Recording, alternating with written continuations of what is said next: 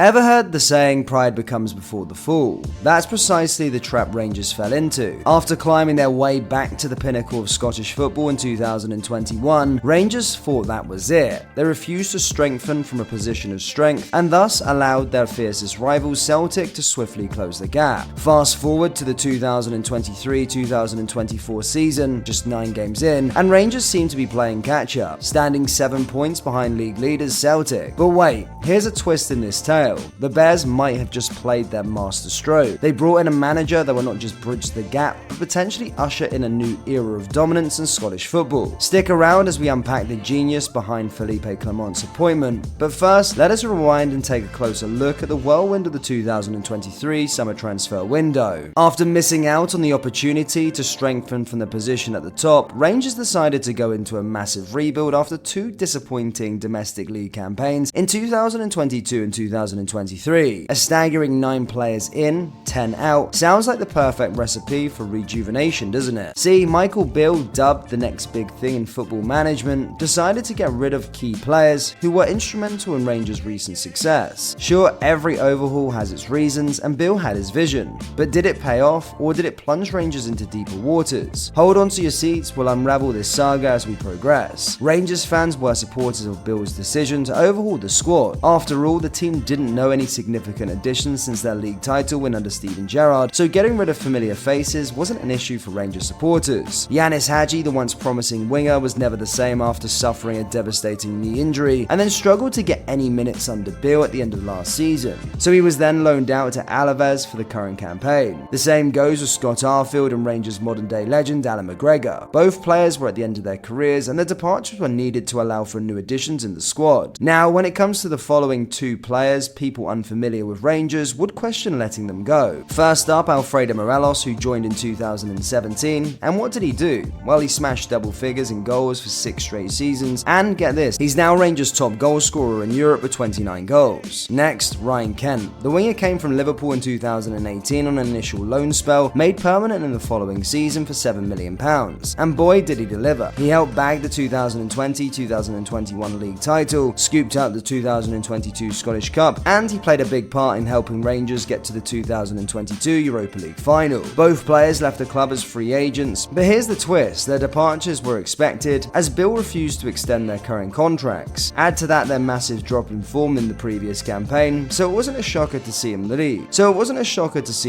Still, this doesn't mean Rangers didn't make a mistake. The most devastating thing about these players' departures, well, Rangers had a golden ticket worth 30 million to 40 million euros. All they had to do, sell the stars when they were at their peak. Instead, they let them stroll out, not a penny in hand. Talk about a missed jackpot. See, Rangers are not in the Premier League, profiting from the substantial broadcasting revenues. They're also not consistently qualifying for the Champions League, which also limits their budget. So, the best way for Rangers to operate is buy low and sell high. Look at clubs like Benfica, Ajax Amsterdam, and Brighton down in England. They make their own money. They discover hidden gems from other clubs or from their own academies, develop them for 2 or 3 seasons, and then profit from selling them. Even Celtic adopted a similar strategy in recent years. Want to learn an interesting fact? They made a whopping €76 million profit from selling Kieran Tierney, Jeremy Frimpong, Odsonne Edouard, Aya, Juranovic, and Jota. Compare this to Rangers' transfer strategy and you'll understand why Celtic immediately closed the gap. After all that drama, Rangers pocketed a mere €13 million, with Glenn Kamara being the highest transfer fee for just €5 million. That's the outgoing mess, but incoming, there's got to be a silver lining. Some blockbuster signings, right? After all, Beale wanted to overhaul the squad to bring in some young talents and implement his style of play. The fans supported his decision, thinking the club would strengthen the team with talented players. They dished out €16 million with big bets on Danilo, Desses, Lammers, and Cifuentes, and let's not forget the freebies in Sterling, Kieran Dow, and Jack Butland. But here's the kicker, these aren't fresh-faced youngsters. The baby of the lot, a 22-year-old Zimmer on loan from Brighton. The future starts tomorrow, said Beale, ahead of the start of the 2023-2024 campaign. Yeah, we're not too sure about that, Michael. 3 losses in the first 7 league matches and a crushing 5-1 defeat to PSV that booted them from the Champions League playoffs. So much for that future, Michael. And let's talk about the defense, or lack of. Rangers in a chaotic display, letting 15 goals in just 14 matches across all competitions. The fans were expecting a revamped side that would go on to challenge for the title, but what did they get? A chapter that they'd rather erase from the club's storied history. With the summer transfer window, as is playground and complete control over transfers, Beale somehow missed the mark so widely that even blindfolded darts player would have come closer. And as if it wasn't enough, the great players who left, their shoes remain unfulfilled. The impact of these departures, of the squad's performances, and the effectiveness of the replacements were a part of the larger discussion surrounding the overhaul failure. It took a 3-1 slap in the face from Aberdeen at home for the board to finally see the writing on the wall.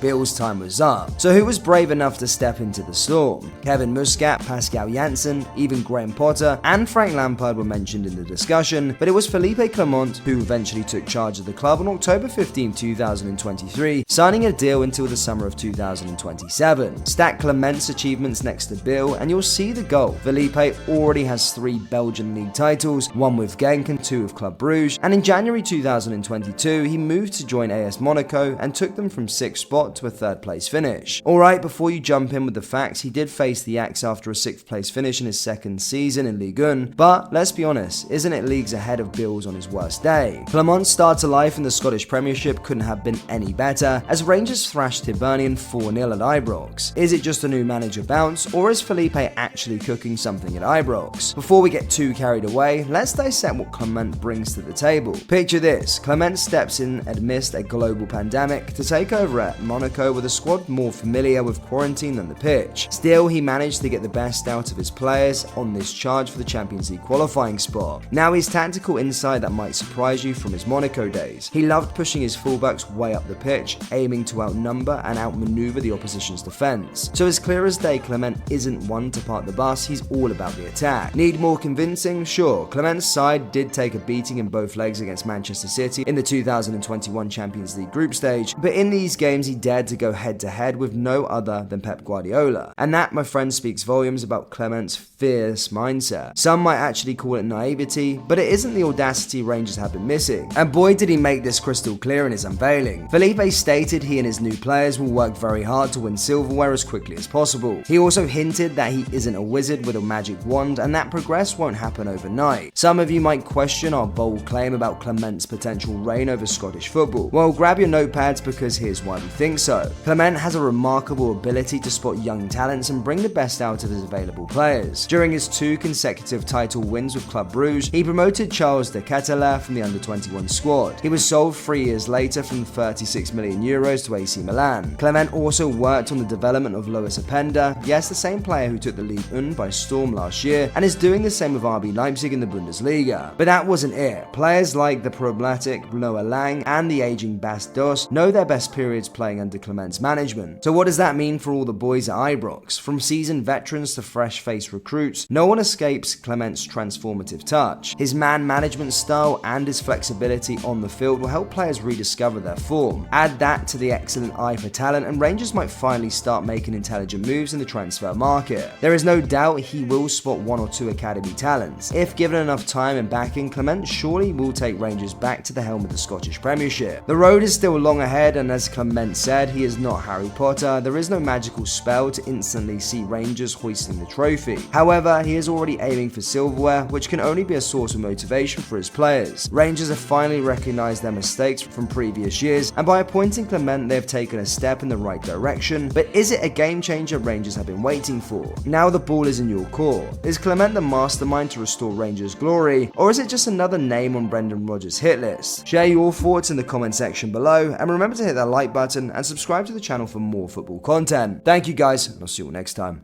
Take care. Peace.